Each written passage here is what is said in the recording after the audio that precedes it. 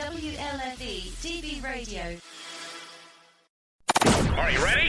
Live from the Metal Mayhem Studios in Rochester, New York. We are gold. And heard around the world by metalheads just like you. This is Metal Mayhem ROC. Heavy metal music. Your weekly dose of metal music, interviews, album reviews, news, and more. Want to be part of the show? Send us a message through our website, metalmayhemroc.com, or hit us up on Facebook and Twitter. Search Metal Mayhem ROC. It's getting nice and heavy. And now, welcome tonight's host, John the Vernomatic Verno. Good evening, everybody, and welcome to a fresh edition of Metal Mayhem ROC. I'm the Vernomatic, and as always, Thursday nights, brand new content drops. Visit the metalmayhemroc.com website. There you'll find direct links to Spotify, Apple Podcasts, Stitcher, however you're consuming your podcasting content. While you're there, do us a favor, download some past shows, subscribe to the podcast, leave a review. That kind of stuff helps our analytics and our ranking out there in the Google world. Also, sign up for our email newsletter. This is your chance to stay in touch with us. We stay in touch with you, tell you about upcoming shows, promotions, give you updates on the Monday night live radio show that I do on thatmetalstation.com. So tonight we have a fresh one. Had a chance to see Alice Cooper and Ace Frehley last night. Played the Utica Market, Stanley Theatre. I have with me Metal Mayhem ROC correspondent and fill-in co-host Ian O'Rourke here. How you doing, man? Hey, brother. How you doing today? We're doing all right. So you got home safe after the show last night, I see? Yeah, you as well. I'm glad that you got a chance to come and experience the downtown Utica experience, as far as, being at the Stanley. It's a big deal for the Stanley because that's the first show post-pandemic that they've had, and they wanted to kick it off with something good. And when Alice was announcing his tours back in July, that's when they picked it up. So that's pretty cool. Ian and I are here tonight. We're going to tell you about the show. We're not going to really tell you a set list because if you really want to know that, you could go online. We don't want to be the ones spoiling it, but we are going to tell you our interpretation of it, give you a little background on the venue. It's about a 3,000 seat old theater. It's reserved seating, and they did have COVID protocol. Basically what happened is I'm vaccinated. I showed them my card and my ID, and they gave me a wristband, and I had the option to go maskless. So basically, if anyone's going to shows, all the bit of advice I have is bring your Vax card and bring your ID.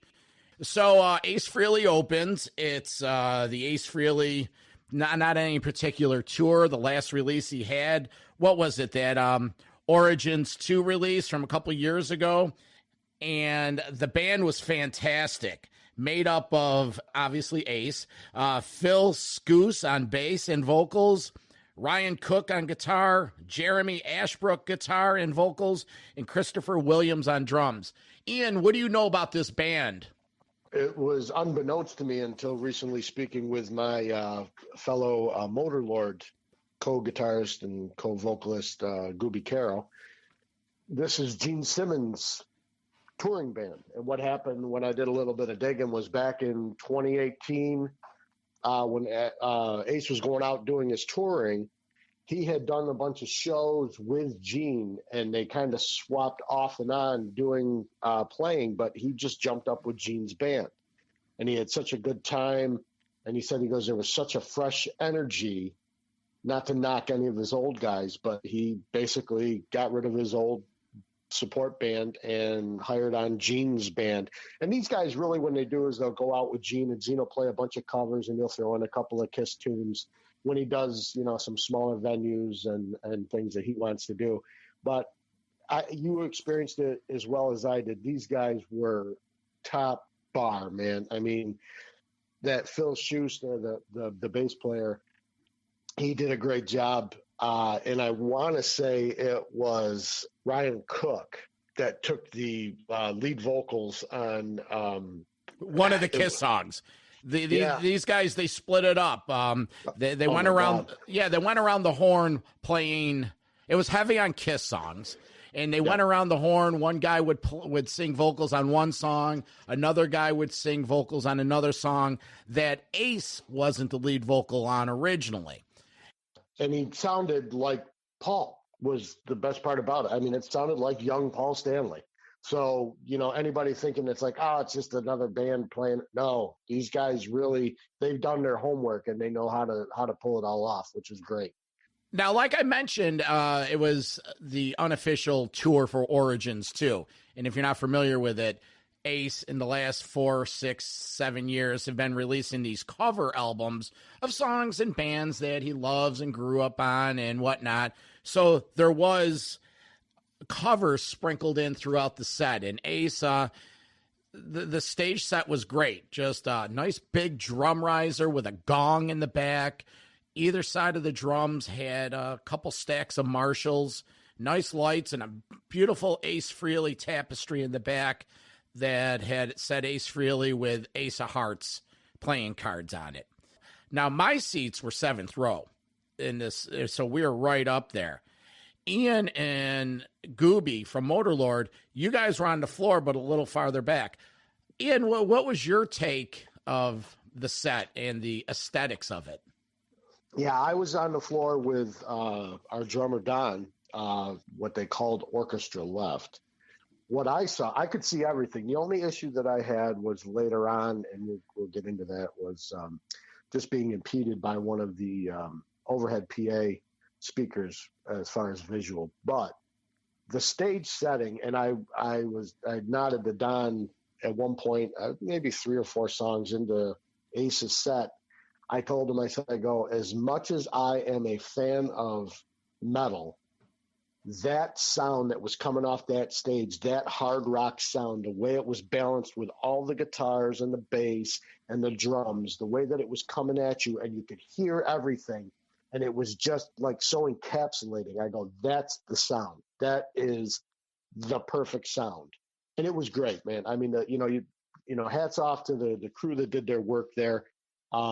Anthony Donaldson is the manager for the Stanley. He's a personal friend of Motorlord.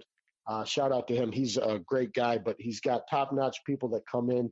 And I don't know if it was any of his crew that's there for the theater or if it was for the actual bands that were running the house as far as sound-wise, but they did an excellent job. And the way that they have that place set up, that was the optimal volume. It wasn't something overpowering that leaves you with, constant ringing.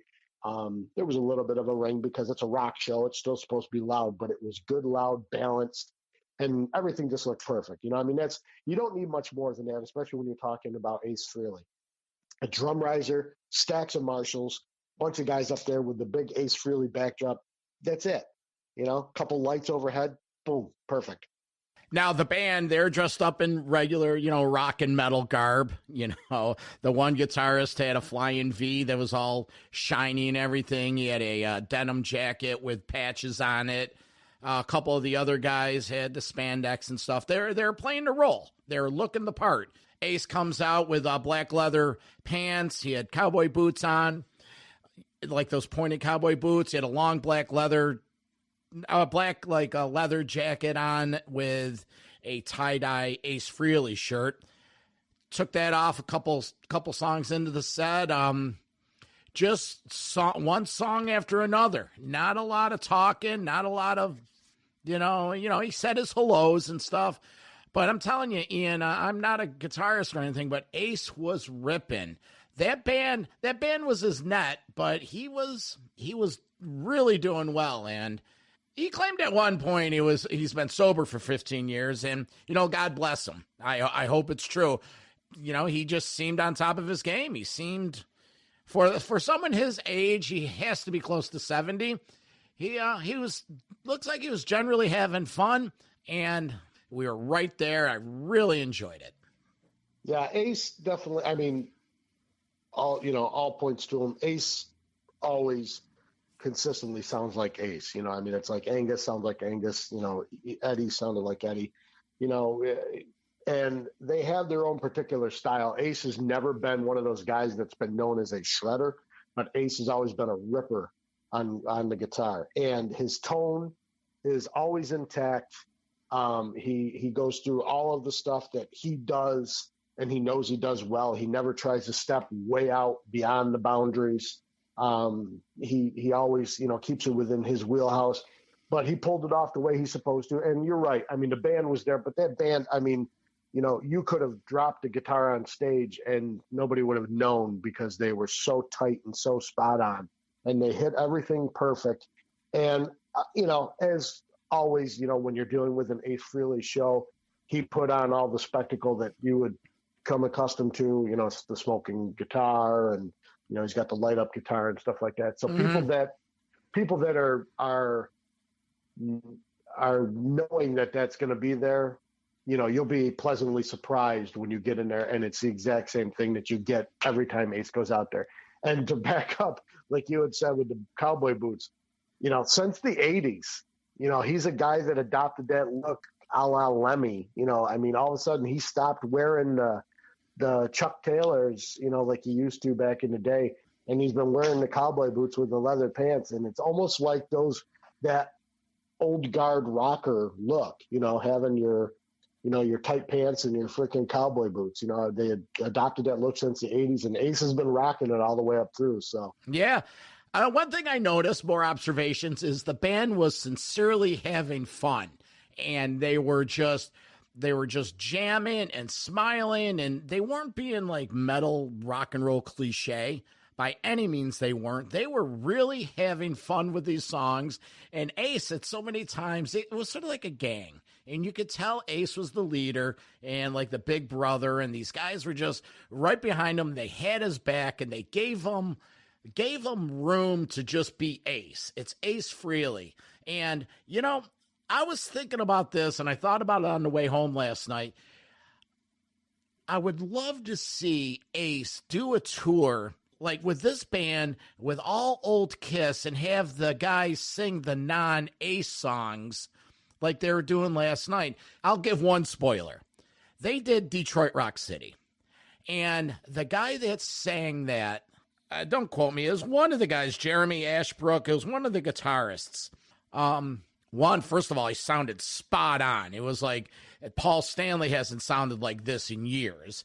It was sort of nice to hear these songs without all the bombs, without all the flash pots, without all the hoopla. They were bad hearing these Kiss songs back in the environment where it's the music that was in the forefront. And that's what gets lost with some of this big Kiss tour now where, yeah, sure, every second there's a bomb going off, but this music's secondary. It's sort of like they're going through the motions. These guys were thoroughly enjoying it, and Ace was enjoying it.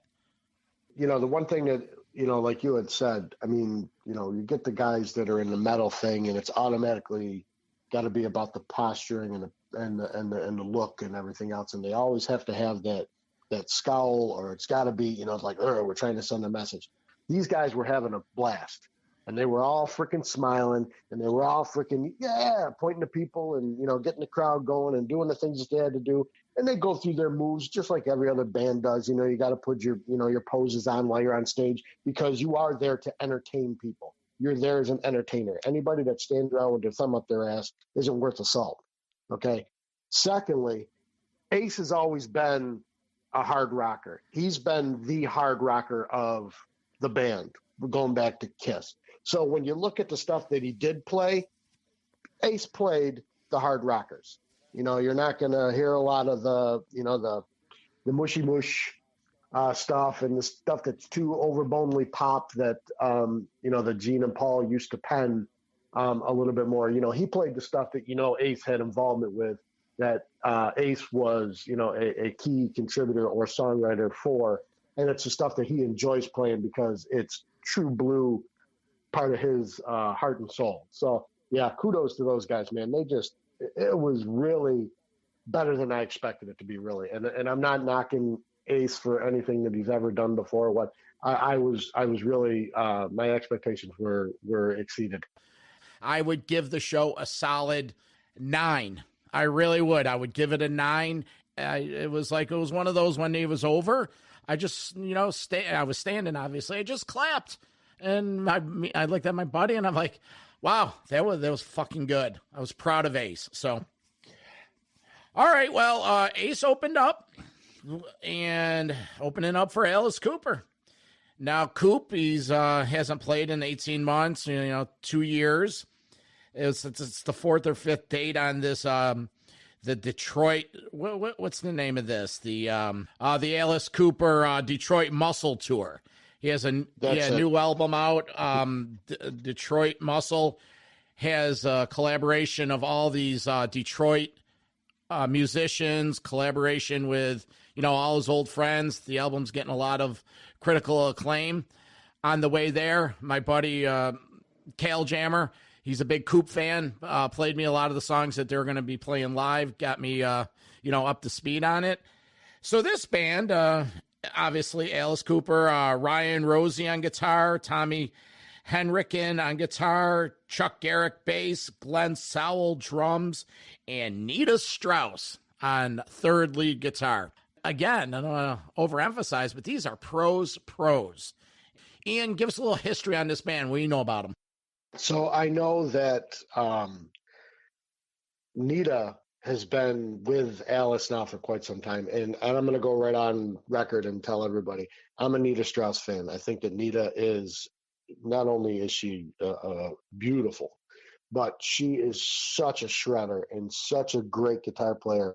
And the one thing that I think I had discussion with you and some of the other people last night was Alice is one of those guys that, once he got himself cultivated and up through the 80s, was kind of like Coverdale, was kind of like a lot of these other, headliners, that they made sure that at least one guy in their stable, or girl in this respect, was a ripper. And, no knock to the other two guys because they are great, solid guitar players and soloists, but Nita's on another level. She's a Joe Satriani, Steve Vai kind of player, so she's really got the chops. It was at one point her and another female ripper named Orianthe, going back to the mid 2000s.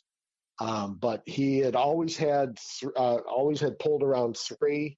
I want to say that it was Ryan Roxy has been with him the longest as far as his other guitar player. But he's got, obviously Nita, and you had mentioned Tommy Henriken is from, he said Switzerland. I think he may have misspoke. I thought it was Sweden, but maybe I misread something at one point. But, these guys, that was just a solid, and Glenn Sobel as well. Glenn Sobel has been with him, and so has Chuck Garrick, the bass player. Been with him for a while now. I think that Tommy's probably the newest guy from what I can discover. But you witnessed that as well.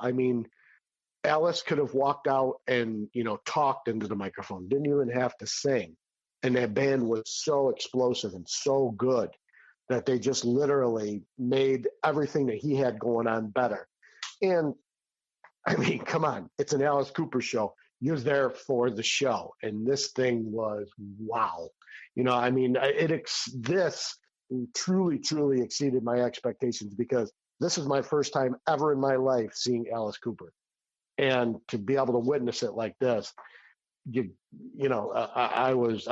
still to this point. I came home and woke my wife up to let her know that I was home and told her about the whole thing. And, afterwards, I think she wanted to go, all right, listen, I got to go back to sleep. I have to work in the morning. So now the set list, I'm not even going to attempt. This was only my second Alice show, and I've been a fan for years. And, I know the hits, and I'm not going to say that I know a deep dive at all. Now, Ian, you're a little more up to speed on Coop. Looking at the set list, are there any things in here, any chestnuts, any deep cuts that you're surprised they played, that they haven't played, or? One of the songs, Vern, I've got to, I said it just a little bit ago, I've got to give a huge shout out.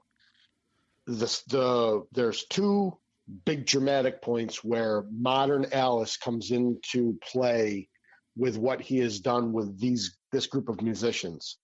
There's a guitar solo that Nita Strauss takes that goes into the song Roses on White Lace, right? And I'm not going to divulge a whole lot of material for you people, but I'm going to let you know that and one of the jams that the band does later on just totally, I mean, anybody that is a Alice fan, but anybody aside from that has never seen Alice and wants to experience what Alice can do, and it's like, oh, well, you know, Alice is an old guy from the 70s. Yeah, Alice still freaking kicks some major ass. I'm going to tell you that right now. And this group of musicians he's got, they just bring it to the next level. So now all of a sudden, anybody that's thinking that, you know, a 70-plus Alice Cooper that can't do it, he still sings as good as he always has. He still does all the moves as good as he always has. And he plays music with a group of musicians that sounds like he's relevant today, just like he was back in the 70s.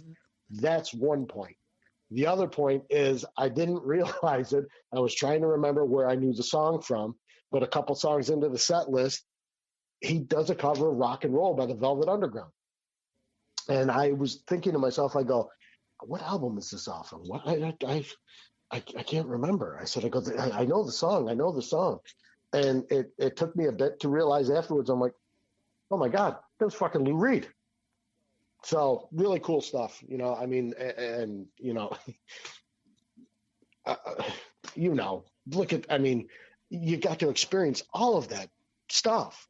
I mean, it was anything and everything that Alice has ever done. He threw it all at you within a freaking 2-hour show, hour and a half, 2-hour show. I mean, he just blazed it, man. It was just, and they were another one, like you said before with Ace, not a lot of talking. Alice just gets out there and does his business. Boom, boom, boom, boom, boom, boom, boom, boom. They went from song to song to song. It was, I'm still, yeah. Oh, definitely. Well, they rock and roll. It's on the new album.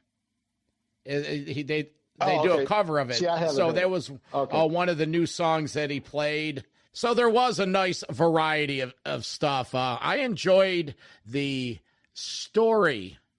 Not that I could totally follow the story, but as the set went on, the props started coming out and the storyline started being played out. There was characters coming in and out. Actors are portraying different parts of the story. And if you're out there listening to it and you know about Cooper, I'm not telling you anything you don't know. But as someone that really isn't that experienced and know the ins and outs, I really enjoyed it. I'm going to tell you one thing, though. Those big babies are damn creepy that were running around on stage. It's, you know, there's just an element of creepiness in there that is welcomed in the Cooper community. It was funny. Now, one thing I did notice about the crowd, it was fun because the crowd was, I made friends with a guy next to me. He was there with his son. This guy's made the trip from Rochester too. And the first time he saw Coop was on the $73 billion Babies tour. And, you know, he hasn't, you know, he's been seeing him throughout the years. And now, you know, his son's like in his late 20s and now he's there with him. And there was some older people. You got to wonder how many of these people have seen Cooper, you know, throughout the years. And it was just, you know, it was just a nice celebration of what, you know, we're into here. It was definitely an older crowd, but it was, Coop delivered. If I were to rate Coop, I would give him a 9 as well. I said to Don, the Motor Lord drummer, last night driving home, I go, you know, I went into it, you know, having, you know, pretty decent expectations. Like, as I said, you know, I mean, I know that Alice is one of those guys that has always been noted to deliver. I've never seen Alice. I'm not going to, you know, go on record and say that I own, you know, the entire Alice Cooper catalog, but I have some stuff and I know a lot of the stuff. I know a lot of the hits. I know a lot of the backstory. I know a lot, you know, there's when he's been involved with things musically, you know, like I said, the only one really I haven't checked out was this Detroit Muscle album, which I definitely will now, just because I want to keep myself apprised with it. Yeah, I have to give it a 10 out of 10 because I think that anybody that has ever seen anything, whether it be on YouTube or whether it be on Netflix or whether it be, you know, wherever, where you've seen Alice Cooper shows, it was top notch. And the theatricality that comes along with it, I had mentioned to you while we were walking back to the cars last night. The only other thing that I could think of that matched it that I've seen in recent years was I watched a YouTube video from a year or two ago from King Diamond, and does the same kind of thing with the whole big elaborate stage setup and stuff like that. Granted, he doesn't utilize a guillotine like Alice does, which I had to say was a high point for me because I knew it was going to be coming, and I was glad I got a chance to see it. And I was just like you afterwards, wondering how the fuck did he get that to work, because I couldn't see any kind of trick levering or anything. So he's got it perfected to that point where he can kill himself, come back to life, and nobody knows how to get it. And one thing I did notice, and I would like to share, is if you're not that familiar with Cooper, you probably know some of these songs just if you're a rock fan, just by coincidence. But even if you're not that familiar with it, these songs live, you could easily get into them. You enjoy them live, and you become a fan. Can't say enough about it. I would love to go see it again. And if you're out there, if you're on the fence thinking about going to this, if it's coming into your town, do yourself a favor. Get out there. Spend the money. It was worth it. Get a few friends together that you haven't seen. Go see a rock and roll show. Bring your ID. Bring your Vax card if that applies to you. Let's see the venue. Beers weren't that expensive, even though I wasn't drinking. Waters weren't that much. It was $3 for a water. All in all, I give the night a solid 10. I'm right there with you, Vern. The best part about it was, I had been misinformed. I know that we discussed this going into the venue. It must have been just in regards to pre-sale amount that they had. The pre-sale sold out fast, like within that first day.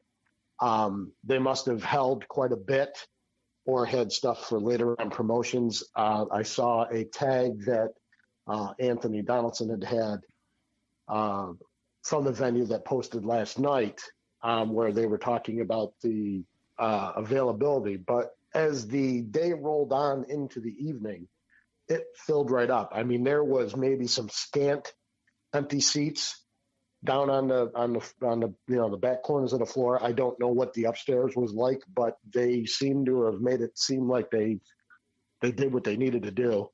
And I was glad to see all those people be able to get out there and be able to see a show and have a good time with it and participate like you're supposed to at a show. They were yelling and singing and screaming and raising their fists. And, like you said, it was a, predominantly, more mature crowd, but there was still some young bucks in there making sure that they were enjoying, some of the music, and, two of the best old guard around that were out there last night. So that was great.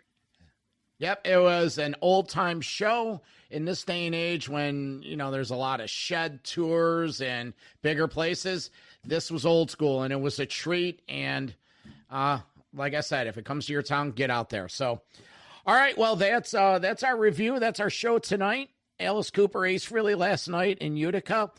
Remember to check out some of the past episodes of Metal Mayhem. Ian is joining me in Metal Walt, and we have a continuing series called The History of Metal. Next week, we'll have 1977. Remember, Monday nights, we have the live Metal Mayhem ROC radio show on thatmetalstation.com. And just stay safe, jam metal, and always remember, keep it heavy. I'm the Vernomatic. This is Metal Mayhem ROC. Talk to you next week, folks. Metal for life. Thanks for listening to Metal Mayhem ROC. Check out our websites at metalmayhemroc.com and metalforever.com for information on upcoming concerts, podcasts, archives, and all sorts of info. Please like, follow, and share with everyone, even your non-metal friends. Catch us next time on WLFE DB Radio.